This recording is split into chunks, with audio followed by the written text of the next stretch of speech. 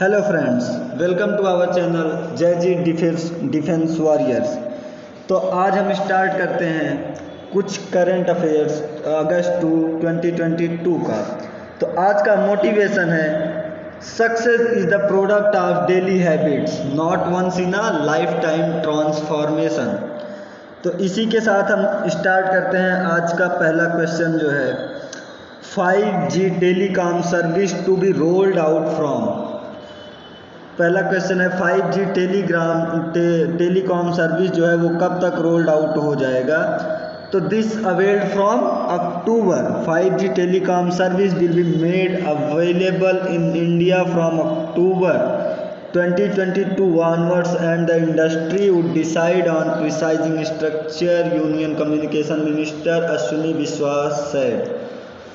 Ashwini Vaishnaw said that 5G telecom service will be made available in India from October, stating that the 5G rollout all over the world has been slow. He said, "We believe that we will probably buck the trend of having a much faster rollout of 5G compared to many other geographies since our other costs are significantly under control." अभी हाल ही में इसके जो है बोली लगाने के लिए India ने परमिशन दे दी थी, जिसमें हमारे अंबानी, अडानी और रिलायंस कंपनीज जो हैं वो बोली लगाने के लिए तैयार थी। तो उसी को अश्विनी वैष्णव ने यूनियन कम्युनिकेशन मिनिस्टर अश्विनी वैष्णव ने कहा कि यह अक्टूबर से इसका अवेलेबल स्टार्ट हो जाएगा। अक्टूबर से ये अवेलेबल होगा 5G telecom service. Second question जो है with how many subscribers India is second largest telecom market. तो आपको पता ही होगा इंडिया एक हाईएस्ट पॉपुलेशन कंट्री है। तो यहाँ पे जो इंडिया जो है 117 करोड़ सब्सक्राइबर्स के साथ इंडिया जो है लार्जेस्ट टेलीकॉम मार्केट बन गया है। तो आज टेलीकॉम से लेकर के दो क्वेश्चन आया। यूनियन टेलीकॉम मिनिस्टर अश्विनी वैष्णव ने ये भी कहा कि इंडिया जो है 117 करोड़ सब्सक्राइबर के साथ world second largest telecom market बन गया है। उन्होंने कहा कि the telecom discourse which use to about 2G has been taken to 5G and 6G। तो अभी तो हमारे इंडिया में 5G आएगा, उसके बाद हम 6G पर काम करेंगे। तो 5G का लगभग प्रोसेस कंप्लीट हो चुका है या जल्दी ही हमारे मार्केट में देखने को मिलेगा और हम इसे यूज़ कर रहे होंगे 5G नेटवर्क को। Mister Vishnu said that Prime Minister has given the ministry a clear goal to make India's telecom regulation a global benchmark so that people from all over the world must come and copy India's telecom regulation। उसके बाद हमारा आता है एक geography से related, जो हाल ही में अर्थ ने एक दिन में लेस देन 24 आवर्स और रोटेशन कंप्लीट। अर्थ ने अपना रोटेशन 24 आवर से पहले कंप्लीट कर लिया। तो वो किस डेट को किया था?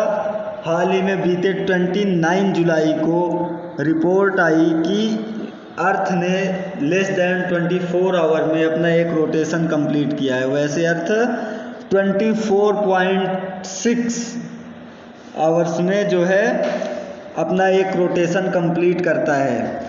तो अर्थ शॉर्टेस्ट डे ये अब हो गया अर्थ का shortest day. The earth has set up a new record of completing a full spin in 1.59 milli second and completing a full rotation in less than 24 hours on 29 July 2022। Earth has increased the speed of its rotation recently. Earlier in 2020 on 19 July, Earth recorded it is the shortest day of all time that year.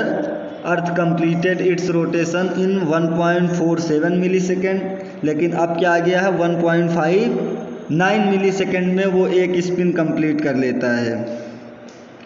Impact क्या हो सकता है? अब जो अर्थ ने fast rotation किया है इसका इम्पैक्ट क्या हो सकता है, अब उसको देखते हैं। इम्पैक्ट हो सकता है द स्पिनिंग ऑफ अर्थ है this speed is fascinating as well as concerning. because if the earth continue to spin at this rate it can introduce a negative leap rate। अगर अर्थ जो है इसी रेट से continue rotation करती रहेगी तो जो हमारा लीप ईयर आता है, लीप सेकंड आता है, उसको ये रिड्यूस करेगा। The negative leap second can have confusing consequence for electronic gadgets like smartphone, computer and other communication devices or system। इसके की पॉइंट्स क्या क्या हैं?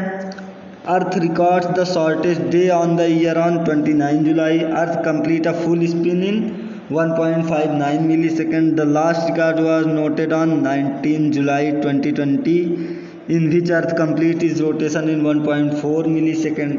Scientists are suspicious about the reason behind this. Till now, it is unknown, but some theories suggest that it may be a cause of climate change and process of tides. Earth can be introduced to negative leap second at this speed, which can cause harm to communication system. इस speed से हमारा communication system जो है वो disturb हो सकता है,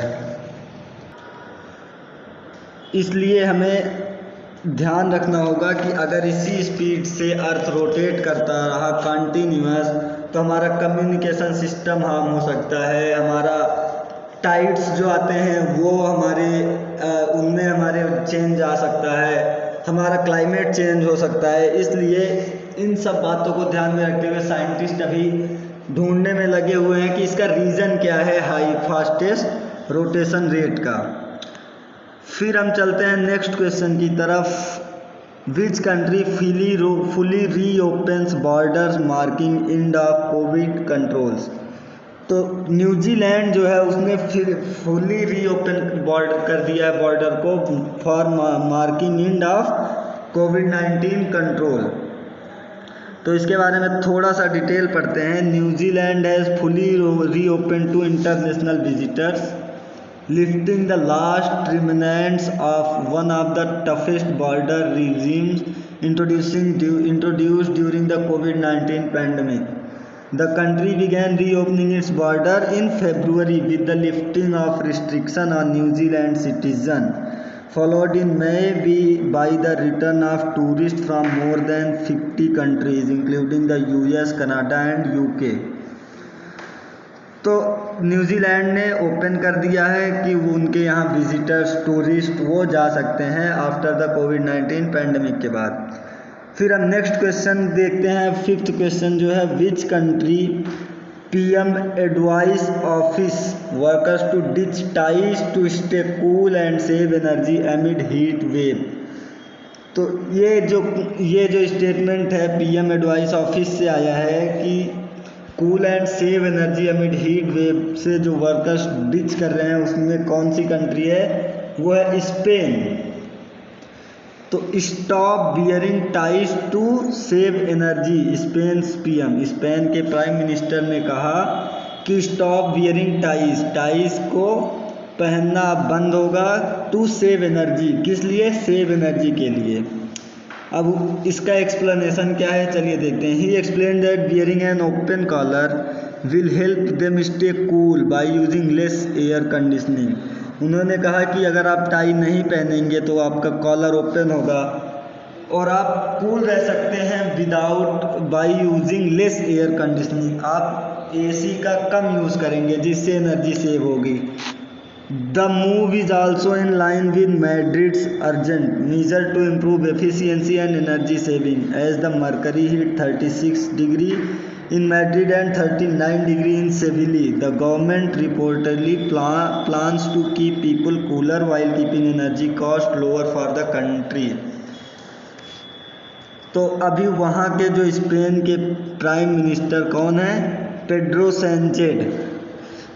Sanchez ने कहा कि पीपल्स जो हैं, जो वर्कर्स हैं वो टाई नहीं पहनेंगे, उनको टाई के लिए मना कर दिया है। किस लिए? रीज़न क्या है उसका? To save energy. उनका कहना है कि अगर वो ओपन कॉलर जाएंगे तो वो ज़्यादा कूल रहेंगे, लेस एयर कंडीशन का यूज़ करके, लेस एनर्जी का यूज़ करके ही वो कूल रह सकते हैं अगर वो टाई नहीं पहनेंगे तो। इसके बाद हमारा 6th क्वेश्चन है most powerful space rocket to crash into the earth on Sunday, this was launch by which country. तो यह किसके द्वारा, चाइना के द्वारा लॉन्च किया गया है। चाइना ही आजकल powerful, to become a powerful के लिए वो काम कर रहा है। तो चाइना ने अभी लॉन्च किया था स्पेस में रॉकेट, जो कि वो क्रैश हो गया। आइए देखते हैं वो क्या था। उस rocket debris of a large newly launch China's most powerful rocket long March 5B is expected to re-enter Earth on coming Sunday weekend. The Beijing government on Wednesday said that they would closely track the movement while adding that it poses little risk to anyone on the ground. China ने कहा, Beijing government ने कहा कि Wednesday को risk हो सकता है जो कि ग्राउंड पे होंगे peoples. The rocket was launch from Hainan province in order to deliver the solar powered Wentian experiment module to China Tiangong space station. उसके बाद हम 7th क्वेश्चन देखते हैं, which country will make 170 kilometre long city. तो यहाँ पे ये option जो है हमारा वो गलत दिया गया है, इसमें कंट्री का नाम पूछा है। तो कंट्री कौन सी है, अभी हाल ही में सऊदी अरबिया के जो सऊदी अरबियन गवर्नमेंट है उन्होंने डिक्लेयर किया कि वे वर्टिकल सिटी को बनाने का प्रयास करेंगे, जो कि 170 किलोमीटर लॉन्ग होगी। Saudi Arabian government has unveiled design for 170 km long city that will be constructed as part of smart city of Neom near the Red Sea. The gigantic edifice will be 500 km tall but only 200 meters wide and features mirror-like facades. वो 500 metre toll होगी लेकिन जो wide होगी वो only 200 metre होगी। तो इसका मतलब वो सिटी इस तरीके से बसाने का प्रयास कर रहे हैं, इस तरीके से वर्टिकली, ना कि वो ऐसे इस तरीके से कि वो फैली हुई रहेगी चारों तरफ से ना फैला करके वो सिर्फ एक ऐसी कंट्री बसा रहे हैं, मतलब कि वो 500 मीटर हाइट उसकी जाएगी, 500 मीटर 200 मीटर ऐसी, और उसकी 170 किलोमीटर ऐसे रहेगा। उसके बाद हमारा जो आज का 8th क्वेश्चन है, point 5148 Dras sector named as gun hill to mark history of, ये किससे रिलेटेड है। तो this is related as operation Vijay. Point 5140 at Dras sector में जो पॉइंट 5140 है उसको क्या नाम दिया गया, gun hill, to mark history of operation Vijay. Kargil war में हमने देखा था कि पॉइंट 5140 जो द्रास सेक्टर था वहाँ पे गन हिल जो थी वहाँ पे Indian arm forces and pay tribute to sacrifice of the war heroes in operation Vijay में जो सेक्रीफाइस किए थे, अपना बलिदान दिए थे, वो उनके हीरोज़ को हम यहाँ पे श्रद्धांजलि ट्रिब्यूट करते हुए देते हैं। इसका की पॉइंट क्या है, on behalf of regiment of artillery of the Indian army a wreath was laid by lieutenant general LK Chawla, director general of artillery at Kargil war memorial Dras with veteran gunners of the operation Vijay. Lieutenant general Anindya Sengupta, general officer commanding fire and fury corps, also laid a wreath on the solemn occasion. हम देखते हैं about point 5140 the task capturing point 5140 strategically important mountain peak in Dras sector. Dras sector में ये जो point हमारा था 5140 ये बहुत ही इम्पोर्टेंट था, ये इम्पोर्टेंट टास्क था कैप्चर करने के लिए। Was assigned 13 Jammu and Kashmir rifles under the command of lieutenant colonel Yogesh Kumar Joshi ये कौन सी? Jammu and Kashmir 13 Jammu and Kashmir rifle ने इसका जिम्मा संभाला था कि वो कैप्चर करेंगे 5140 पॉइंट को। उसके जो commanding officer lieutenant colonel Yogesh Kumar Joshi थे और 17 जून 1999 को उन्होंने इस ऑपरेशन विजय के माध्यम से गए थे। तो ऑपरेशन विजय क्या था? 1999 में the Kargil war also known as the Kargil conflict was an armed conflict fought between India and Pak, ये सभी आप जानते हैं। From May to July 1999 in the Kargil district of Jammu and Kashmir and elsewhere along the line of control in India, the operation which carried by Indian military to clear out of the Kargil sector is called as Operation Vijay। तो ये question आ सकता है, operation Vijay is related to which war? This is related to Kargil war. Operation Vijay एक 1961 में भी चला था। The liberation day of Goa is celebrated on December 19 every year after the Indian arm forces liberated it from the Portuguese rule in 1961 and called operation Vijay. वो भी operation विजय, लेकिन ज़्यादा famous कौन सा है? कारगिल वॉर 1999 का। कारगिल विजय दिवस भी अभी हमने हाल ही में सेलिब्रेट किया है 26 जुलाई को। किस लिए ये सब इसको कारगिल विजय दिवस मनाते हैं? क्योंकि इस दिन कारगिल पे हमारा संपूर्ण नियंत्रण हो गया था, टोटल कंट्रोल ऑन कारगिल। उसके बाद हमारा 9th क्वेश्चन है, Odisha science MOU with FICCI for upcoming make in Odisha conclave. तो ये किस ईयर तक हो जाएगा? ये हो जाएगा 2022 तक। Odisha partner with industry body FICCI for upcoming make in Odisha conclave.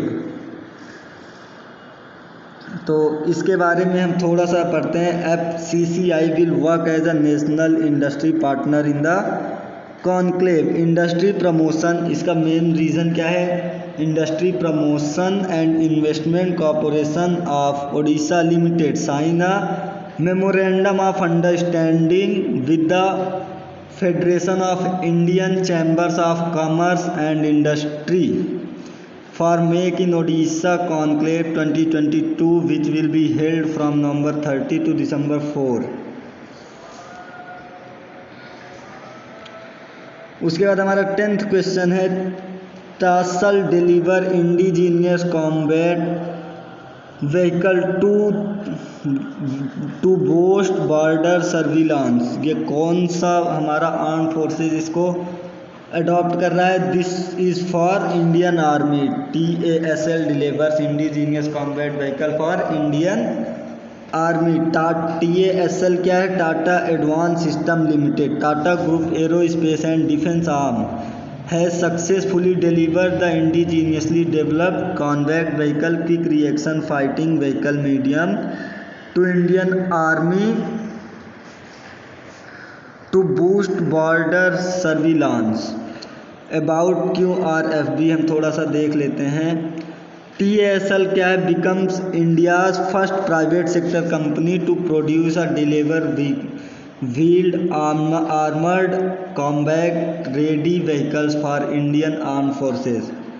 About QRFB देख लेते हैं। QRFB offers a standing agreement Level 4 protection against up to 14 kg and 21 kg of explosive. The vehicle is fitted with run flat tires with tube diesel engine which can carry up to 14 people including the commander and driver, approx 2 tons of weight। इसका की note क्या है? In April former chief of army staff general MM Naravane, chief of army staff general MM Naravane. अभी कौन है? अभी मनोज पांडे है। Had inducted infantry protected mobility vehicle ultra long range observation system developed by TASL and monocoque hull multi role mine protected armoured vehicle developed by Bharat फॉर्ग।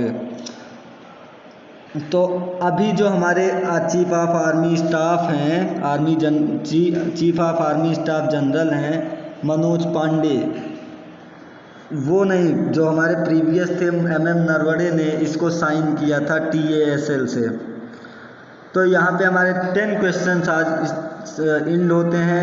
हम देखते हैं 2 अगस्त को क्या हुआ था, what is the history of 2 अगस्त। तो 2 अगस्त 1990 को इराक इन्वेडेड कुवैत, इराक जो है कुवैत पे आक्रमण किया था। क्यों किया था? 1 lakh Iraqi soldiers invaded Kuwait over an oil field feud.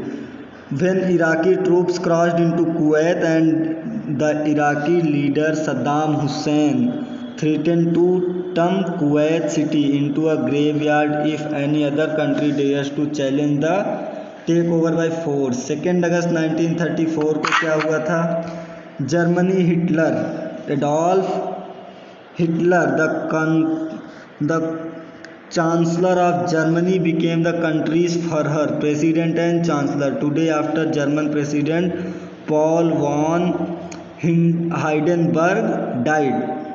Today in history India 2 August famous people that had birthday on this date in history 2 August 1882 में Purushottam Das Tandon was freedom fighter from Uttar Pradesh India. 1892 में किसका जन्म हुआ था? Ravishankar Raval was a painter, art teacher, art critic, journalist and essayist from Gujarat India. 1895 में 2 अगस्त 1895 को Gopal Chandra Bhattacharya was an Indian entomologist and naturalist who spent most of his career at Bose institute Kolkata. तो in 3 जो हैं हमारे इंडियन हैं जिनका बर्थडे आता है 2 अगस्त को। पुरुषोत्तम दास टंडन, रविशंकर रावल एंड गोपाल चंद्र भट्टाचार्य। ये तीनों जो हैं कब इनका जन्म हुआ था? 2 अगस्त को। तो इसी के साथ आज हम अपना वीडियो यहीं पे एंड करते हैं। आपको वीडियो अच्छा लगा हो या कहीं पे भी कोई प्रॉब्लम हो तो आप कमेंट सेक्शन में हमें बताएंगे और वीडियो को शेयर करेंगे। सो जय हिंद, जय भारत, धन्यवाद।